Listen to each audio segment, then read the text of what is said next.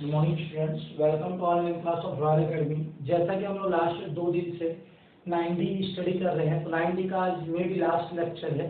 इसके बाद ये चैप्टर कंप्लीट हो जाएगा। तो हमने देखा रिफ्लेक्टिव इंडेक्स प्रिज्म का क्या होता है, थीन प्रिज्म का रिफ्लेक्टिव इंडेक्स या एंगल ऑफ डेविएशन कैसे निकालते हैं, एंगल ऑफ डेविएशन किस फैक्टर पर डिपेंड करता है, ओके, एंगुलर डिस्पर्जन क्या होता है, डिस्पर्सिव पावर क्या होता है, डिस्पर्जन क्या होता है, ये हमने देख लिया है।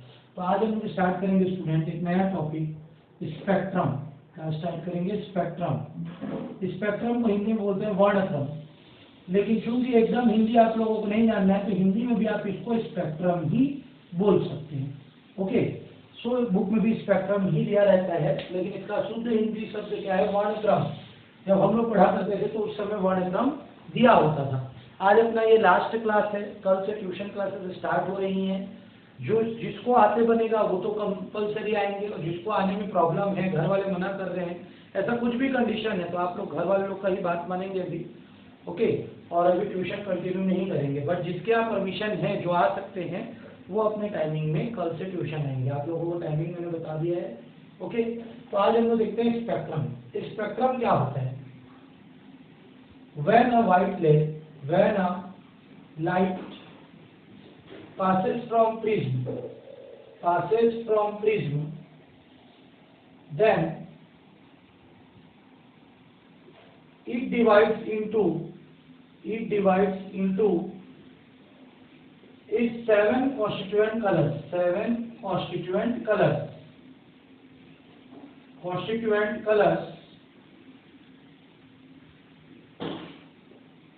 If the band of colors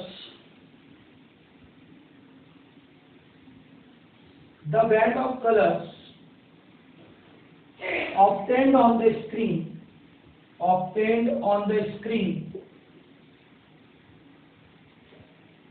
is called spectrum.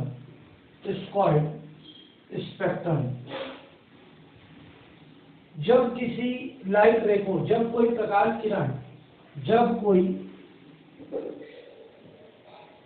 किरण को प्रिज्म से गुजारा जाता है, प्रिज्म से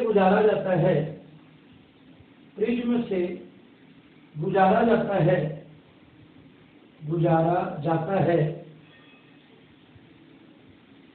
तो जब कोई प्रकाश किरण को प्रिज्म से गुजारा जाता है तो अपने 7 अवयवी रंगों में बढ़ जाता है,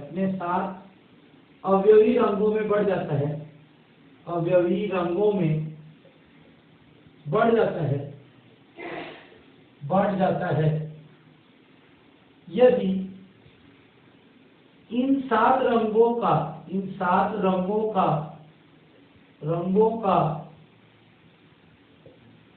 बैंड पर्दे पर दिखाई दे तो इसे स्पेक्ट्रम कहते हैं।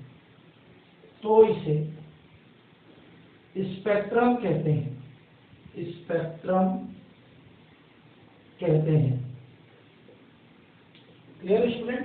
मीन्स अगर किसी लाइट रे को प्रिज्म से गुजारा जाए, और प्रिज्म से गुजारने पर यदि वो कितने रंगों में बढ़ जाता है? 7 रंगों में बढ़ जाता है, 7 कलर्स में डिवाइड हो जाता है, और 7 कलर का अगर हमको एक डेफिनिट बैंड स्क्रीन पर मिल जाता है, मतलब 7 कलर्स अगर हमको स्क्रीन पर क्लियरली दिखाई देते हैं, तो वो क्या कहलाता है? आपका स्पेक्ट्रम कहलाता है। क्या कहलाता है स्टूडेंट? स्पेक्ट्रम कहलाता है। Is it clear? क्या? when a light ray passes from prism, then it divides into 7 constituent colors. The band of light obtained on the screen is called spectrum. Okay, जब किसी प्रकाश किरण को एक प्रिज्म से गुजारा जाए और वो अपने 7 अवयवी रंगों में बढ़ जाए, और उन्हीं 7 अवयवी रंगों का अगर बैंड हमको पर्दे पर दिखाई दे, स्क्रीन पर दिखाई दे, तो इसको हम लोग क्या बोलते हैं? स्पेक्ट्रम बोलते हैं। अब टाइप्स ऑफ स्पेक्ट्रम देख लेते हैं। टाइप्स ऑफ स्पेक्ट्रम के क्या क्या टाइप्स होते हैं? तो सबसे पहला जो टाइप होता है स्टूडेंट, वो होता है प्योर स्पेक्ट्रम। क्या होता है? Pure spectrum. और दूसरा जो टाइप होता है स्टूडेंट, वो होता है इम्प्योर स्पेक्ट्रम। दूसरा टाइप क्या होता है? Impure spectrum. पहला जो प्रकार होता है वो होता है शुद्ध स्पेक्ट्रम। क्या होता है? शुद्ध स्पेक्ट्रम। और दूसरा जो प्रकार है वो है अशुद्ध स्पेक्ट्रम। क्या है स्टूडेंट? अशुद्ध स्पेक्ट्रम। Spectrum, okay. टोटल इसके दो प्रकार होते हैं, शुद्ध स्पेक्ट्रम और अशुद्ध स्पेक्ट्रम, प्योर स्पेक्ट्रम और इम्प्योर स्पेक्ट्रम। अब एक प्रिज्म ले लेते हैं, इससे एक व्हाइट लाइट पास होती है, 7 कॉन्स्टिट्यूएंट कलर्स में डिवाइड हो जाती है। दूसरी लाइट रे स्ट्राइक होती है, ये भी 7 कॉन्स्टिट्यूएंट कलर्स में डिवाइड हो जाती है। तीसरी लाइट रे स्ट्राइक करती है, ये भी अपने 7 कॉन्स्टिट्यूएंट कलर्स में डिवाइड हो जाती है।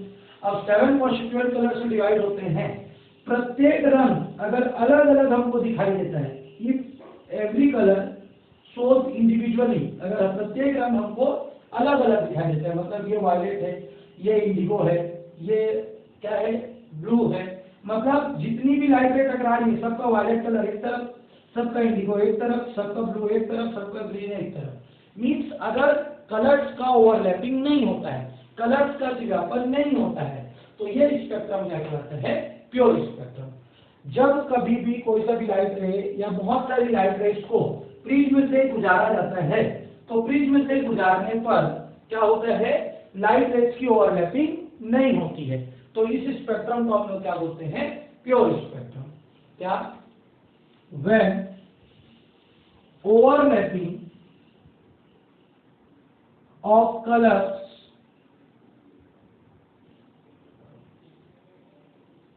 not happened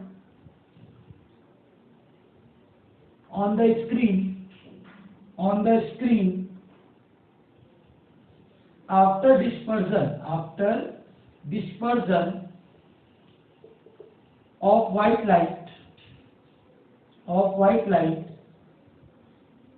is called pure spectrum. जब रंगों का पर्दे पर अतिव्यापन नहीं होता है, तो प्राप्त स्पेक्ट्रम को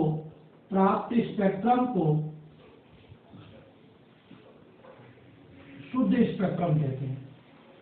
स्पेक्ट्रम कहते हैं। ये क्लियर स्टूडेंट? मीन्स अगर हम लोग क्या करते हैं, एक प्रिज्म ले लेते हैं, प्रिज्म से लाइट रे को पास करते हैं, बहुत सारे लाइट रे को पास करते हैं, तो सभी लाइट रे का क्या हो जाएगा? डिस्पर्सन हो जाएगा, साथ-साथ कलर में सभी लाइट रेस डिवाइड हो जाएंगे। अब लाइट रेस डिवाइड हो रहे हैं, लेकिन उनके कलर्स का क्या नहीं हो रहा है? ओवरलैपिंग नहीं हो रहा है, रंगों का क्या नहीं हो रहा है? अतिव्यापन नहीं हो रहा है, और कलर सब इंडिविजुअली अलग अलग हमको क्लियरली विजिबल हो रहे हैं, दिखाई दे रहे हैं, उनकी सीमा हमको दिखाई दे रही है, उनका लिमिट हमको दिखाई दे रहा है, तो ये स्पेक्ट्रम क्या कहलाएगा? आपका प्योर स्पेक्ट्रम। क्या कहलाएगा स्टूडेंट? Pure spectrum. ठीक है, प्योर स्पेक्ट्रम एक ऐसा स्पेक्ट्रम होता है जिसमें कलर्स का ओवरलैपिंग नहीं होता, रंगों का दिव्यापन जिसमें नहीं होता है, वो आपका प्योर स्पेक्ट्रम है स्टूडेंट। और अगर हम लोग इम्प्योर स्पेक्ट्रम की बात करें, व्हाट इज इम्प्योर स्पेक्ट्रम? तो इम्प्योर स्पेक्ट्रम की अगर बात करते हैं तो सेम डेफिनेशन लिखना है और नॉट हैपन की जगह हैपन लिख देना है। मीन्स जो आप डेफिनेशन इस प्योर स्पेक्ट्रम में लिख रहे हैं, इम्प्योर में भी वही आएगा, बस होता है की जगह नहीं होता है की जगह होता है। मीन्स अगर प्रिज्म से लाइट रेस को गुजारा जाए तो अपने 7 कलर्स में डिसोसिएट हो जाता है और सभी कलर्स एक दूसरे के साथ ओवरलैपिंग कर देते हैं। ओवरलैपिंग करने के बाद हर कलर की हम लोग बाउंड्री का पता नहीं लगा सकते। जैसे अगर हम लोग क्या करते हैं, प्योर स्पेक्ट्रम लेते हैं तो हर कलर्स की बाउंड्री हमको इंडिविजुअली दिखाई देती है, लेकिन जब इम्प्योर स्पेक्ट्रम लेते हैं तो कलर्स की बाउंड्री हम लोग को इंडिविजुअली दिखाई नहीं देती है। सारे कलर्स एक दूसरे में क्या रहते हैं? अतिव्यापित रहते हैं, ओवरलैप रहते हैं। सेम डेफिनेशन लिखना है, नहीं होता है की जगह होता है करके, नॉट हैपन की जगह हैपन करके, तो ये हो गया आपका इम्प्योर स्पेक्ट्रम। अगला जो टॉपिक आता है, कंडीशन फॉर प्योर स्पेक्ट्रम।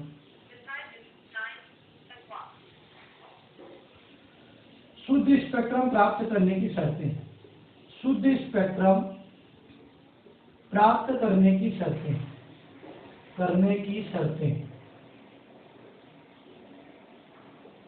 क्या क्या शर्तें हैं? पहला पॉइंट, फर्स्ट पॉइंट देख लेते हैं, what are the conditions of for pure spectrum. Pure spectrum के लिए क्या क्या? पहला, prism should be in condition of minimum deviation, minimum deviation. पहला पॉइंट है प्रिज्म को न्यूनतम विचलन की स्थिति में होना चाहिए, न्यूनतम विचलन की स्थिति में होना चाहिए, स्थिति में होना चाहिए। क्लियर है? पहला पॉइंट क्या है, प्रिज्म को न्यूनतम विचलन की स्थिति में होना चाहिए। क्यों होना चाहिए? अगर कंडीशन ऑफ मिनिमम डेविएशन में रहेगा तो उसका सबसे बड़ा फायदा रहेगा इंसिडेंस एंगल और इमर्जेंस एंगल, मतलब आपतन कोण और निर्गत कोण का मान बराबर हो जाएगा। अगर आपतन कोण और निर्गत कोण का मान बराबर होता है तो इस कंडीशन पर जिस एंगल पे लाइट रह जाएगी उसी एंगल पे लाइट रे निकल जाएगी, तो कहीं पर भी लाइट रे का ओवरलैपिंग नहीं होगा, विज्ञापन नहीं होगा। दूसरा point, narrow slits should be used, slits should be used after source of light, source of light। Hindi में प्रकाश के स्रोत के बाद, प्रकाश के स्रोत के बाद संकीर्ण झिल्ली का उपयोग होना चाहिए, संकीर्ण झिल्ली का उपयोग होना चाहिए, उपयोग करना चाहिए। दूसरा पॉइंट क्या है student, narrow slit should be used. अब नैरो स्लिट का यूज करेंगे और ये सोर्स है तो लाइट रे जितना पतला स्लिट रहेगा उतना कम लाइट रेस गुजरेगा, और जितना कम लाइट रेस गुजरेगा उतना कम क्या होगा, ओवरलैपिंग होगा। तो ओवरलैपिंग के मान को, अतिव्यापन के मान को घटाने के लिए झिल्ली, संकीर्ण झिल्ली का उपयोग करना चाहिए, छोटे गेट का उपयोग करना चाहिए। तीसरा पॉइंट, थर्ड पॉइंट देख लेते हैं, convex lens is used between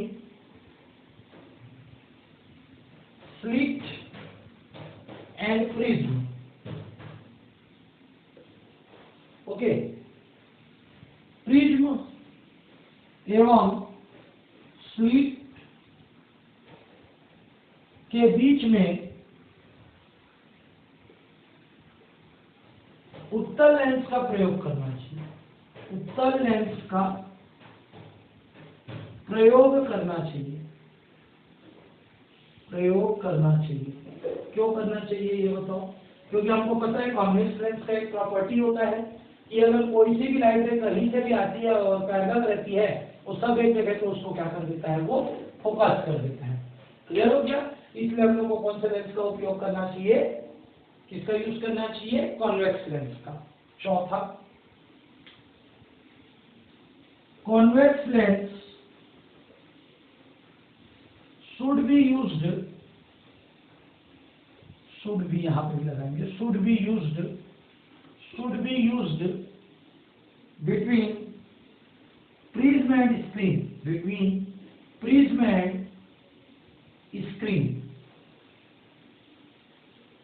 Hindi में देखेंगे स्टूडेंट, क्या देख रहे हैं, convex lens should be used between prism and screen.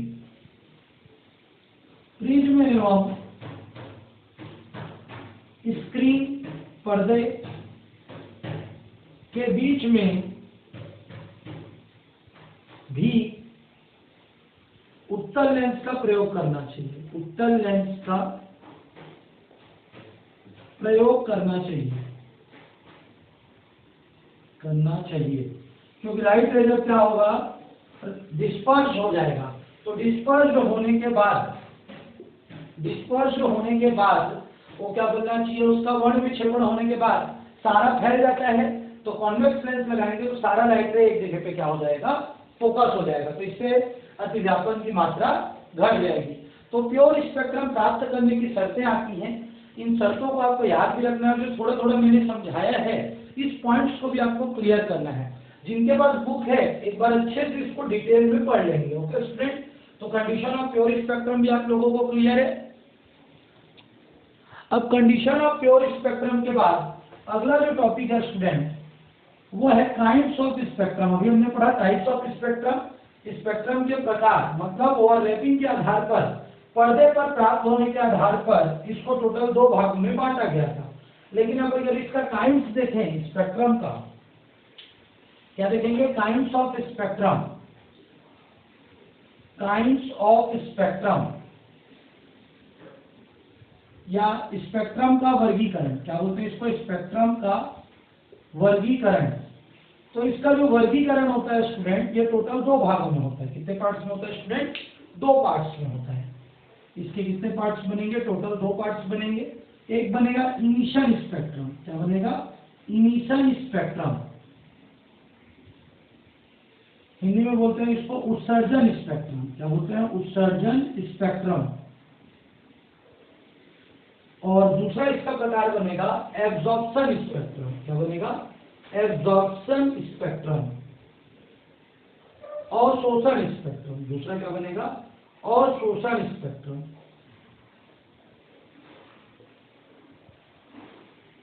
ठीक है student, there are 2 types of spectrum, there are 2 kinds of spectrum.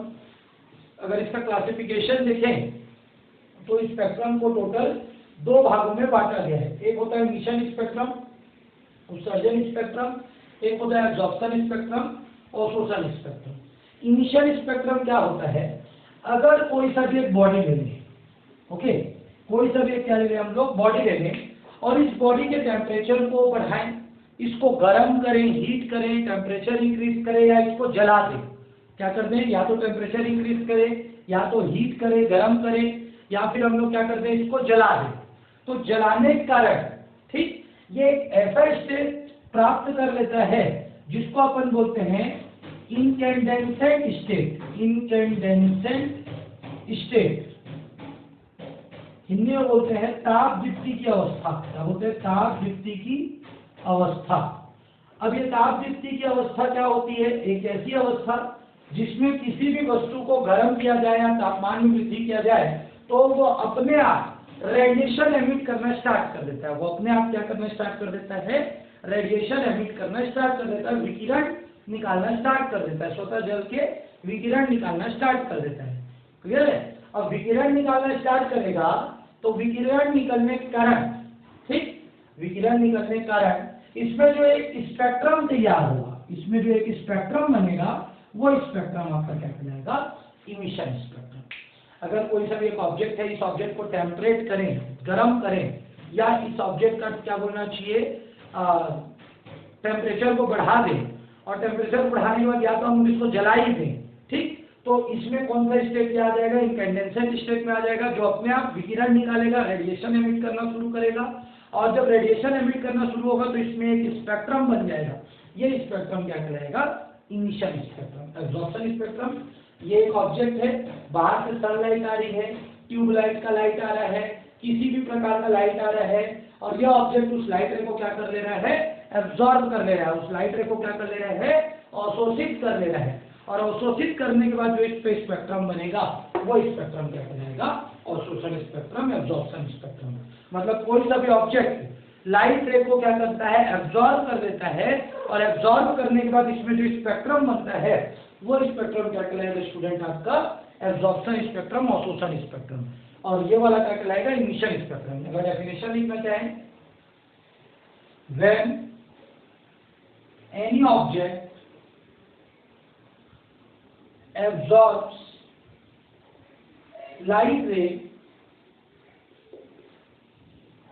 and a spectrum is formed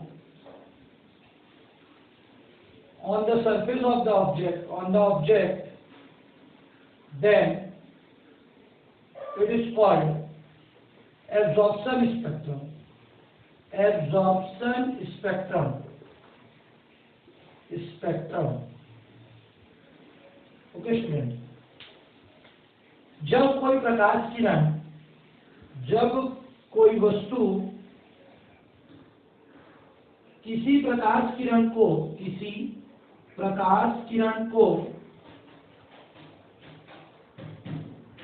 अवशोषित कर लेता है एवं उसमें स्पेक्ट्रम बनता है, तो इसे अवशोषण स्पेक्ट्रम कहते हैं, अवशोषण स्पेक्ट्रम कहते हैं। क्लियर है? मीन्स अगर कोई सा भी एक ऑब्जेक्ट ले, वो ऑब्जेक्ट लाइट रे को क्या कर रहा है, एब्जॉर्ब कर रहा है, और लाइट रे को अवशोषित करने के बाद जो उसमें स्पेक्ट्रम बन रहा है उसको हम लोग क्या बोलते हैं, क्या बोलेंगे स्टूडेंट, एब्जॉर्प्शन स्पेक्ट्रम। क्या बोलेंगे, एब्जॉर्प्शन स्पेक्ट्रम, अवशोषण स्पेक्ट्रम बोलेंगे। ठीक है, ये अंडरलाइन कर रहे हैं डेफिनेशन के लिए, आप लोग नोट करेंगे। इसके बाद आ जाते हैं emission spectrum. When any light, any object is heated or burned, then it gets in incandescent state,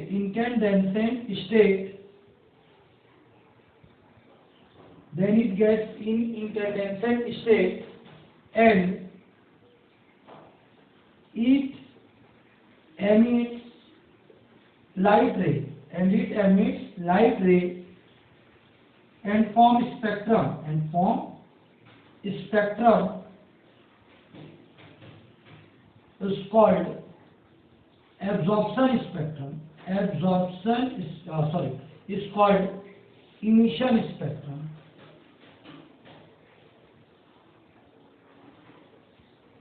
इसका ये मीनिंग रहेगा, जब कोई वस्तु को गर्म किया जाता है या तापित किया जाता है तो वह तापदीप्ति की अवस्था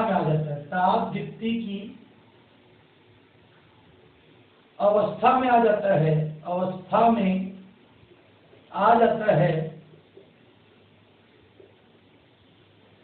ठीक है, जब किसी वस्तु को गर्म किया जाता है, तापित किया जाता है तो तापदीप्ति की अवस्था में आ जाता है। इस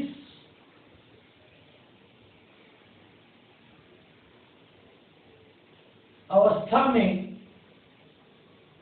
वह प्रकाश का उत्सर्जन कर स्पेक्ट्रम बनाता है।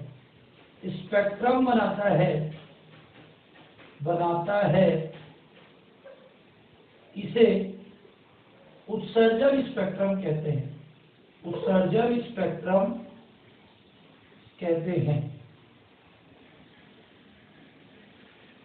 सीधा है कि अगर कोई सा भी एक ऑब्जेक्ट ले लेते हैं, उसको गर्म करते हैं, जलाते हैं या उसको टेम्परेट कर देते हैं, तो उस कंडीशन में वो एक ऐसे स्टेट में आ जाता है जहां पर से खुद से लाइट रे एमिट करना स्टार्ट कर देता है और एक स्पेक्ट्रम बना लेता है। तो इस स्पेक्ट्रम को हम लोग क्या बोलते हैं, इमिशन स्पेक्ट्रम बोलते हैं। तो अभी मैंने आप लोगों को बताया कि there are two kinds of spectrum, emission spectrum और एब्जॉर्प्शन स्पेक्ट्रम। क्लियर है? अगर कोई सा भी ऑब्जेक्ट लाइट रे को एब्जॉर्ब करके स्पेक्ट्रम बनाएगा तो एब्जॉर्प्शन, और अगर कोई सा भी लाइट रे को एमिट करके बनाएगा तो एमिशन। मतलब कोई प्रकाश किरण को यदि अवशोषित करके स्पेक्ट्रम निर्माण करता है तो इमिशन मतलब उत्सर्जन, और अगर कोई प्रकाश किरण को कैसे करके बनाता है, एब्जॉर्ब करके, अवशोषित करके बनाता है तो अवशोषण। क्लियर है स्टूडेंट? अब इन दोनों के तीन टाइप्स होते हैं। एक होता है कंटिन्यूअस स्पेक्ट्रम। क्या होता है? Continuous spectrum. दूसरा होता है लाइन स्पेक्ट्रम, और तीसरा होता है स्टूडेंट बैंड स्पेक्ट्रम। हिंदी में बोलते हैं इसको सतत स्पेक्ट्रम। दोनों के प्रकार हैं। ये हो गया तुम्हारा रेखीय स्पेक्ट्रम, और ये हो जाएगा तुम्हारा बैंड स्पेक्ट्रम। ओके, तो दोनों के तीन प्रकार हैं, मतलब इमिशन स्पेक्ट्रम के भी और एब्जॉर्प्शन स्पेक्ट्रम के भी कितने प्रकार हैं स्टूडेंट? तीन प्रकार हैं। तो कंटिन्यूअस, सतत spectrum, line spectrum, band spectrum. तो कंटिन्यूअस स्पेक्ट्रम होता क्या है? What is continuous spectrum? तो कंटिन्यूअस स्पेक्ट्रम होगा, अगर हम लोग एक स्पेक्ट्रम बना रहे हैं स्क्रीन पर और लाइट रे जो ऑब्टेंड हो रही है, लगातार ऑब्टेंड हो रही है, इसमें किसी भी लाइट रे का हमको बाउंड्री पता नहीं चल रहा है। ओके, तो ये स्पेक्ट्रम क्या कहलाएगा आपका?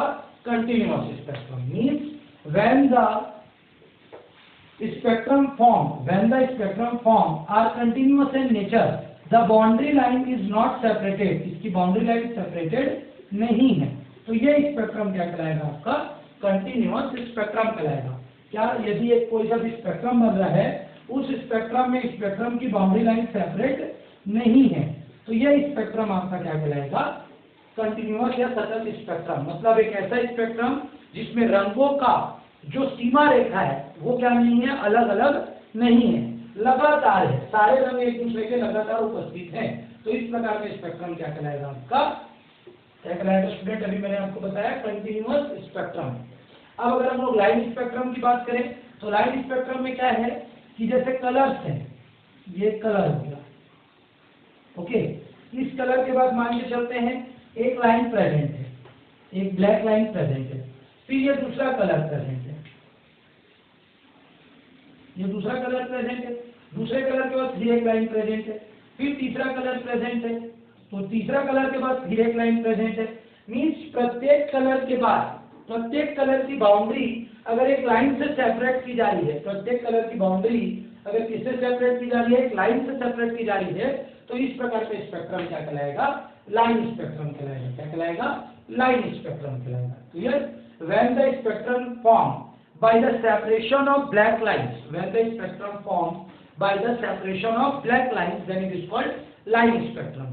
जब एक ऐसा स्पेक्ट्रम बनेगा जिसमें रंगों का जो क्या रहेगा, पृथक्करण रहेगा, रंगों का पृथक्करण किसके द्वारा किया जाएगा, एक रेखा के द्वारा किया जाएगा, तो यह आपका क्या कहलाएगा, लाइन स्पेक्ट्रम। और बैंड स्पेक्ट्रम क्या होगा स्टूडेंट, बैंड स्पेक्ट्रम में एक क्या रहेगा, कलर का लाइन रहेगा, और एक किसके द्वारा सेपरेट किया जाएगा, ब्लैक कलर के, किसके द्वारा सेपरेट किया जाएगा, ब्लैक कलर के बैंड के द्वारा सेपरेट किया जाएगा। फिर एक क्या रहेगा, दूसरे कलर का लाइन रहेगा, और ये भी किसके द्वारा सेपरेट किया जाएगा, फिर एक ब्लैक कलर के बैंड के द्वारा सेपरेट किया जाएगा, फिर एक तीसरे कलर का लाइन रहेगा, फिर एक तीसरे कलर का लाइन रहेगा, फिर एक किसके द्वारा सेपरेट किया जाएगा स्टूडेंट, एक ब्लैक कलर के बैंड के द्वारा सेपरेट किया जाएगा। तो ये स्पेक्ट्रम क्या कहलाएगा आपका, band spectrum. When the spectrum forms and the separation of colors done by the black band, then it is called band spectrum। एक ऐसा स्पेक्ट्रम जिसमें रंगों का पृथक्करण काले रंग के बैंड द्वारा किया जाता है, तो ये स्पेक्ट्रम क्या कहलाएगा, बैंड स्पेक्ट्रम। अगर लगातार लाइट रेज प्रेजेंट रहेंगी, कहीं पर भी कोई बाउंड्री लाइन क्लियर नहीं होगा, तो कंटिन्यूअस स्पेक्ट्रम, संतत स्पेक्ट्रम।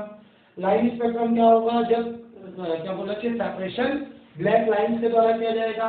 बैंड स्पेक्ट्रम क्या होगा, जब सेपरेशन बैंड के द्वारा किया जाएगा। तो ये हो गया स्पेक्ट्रम का पूरा कॉन्सेप्ट स्टूडेंट।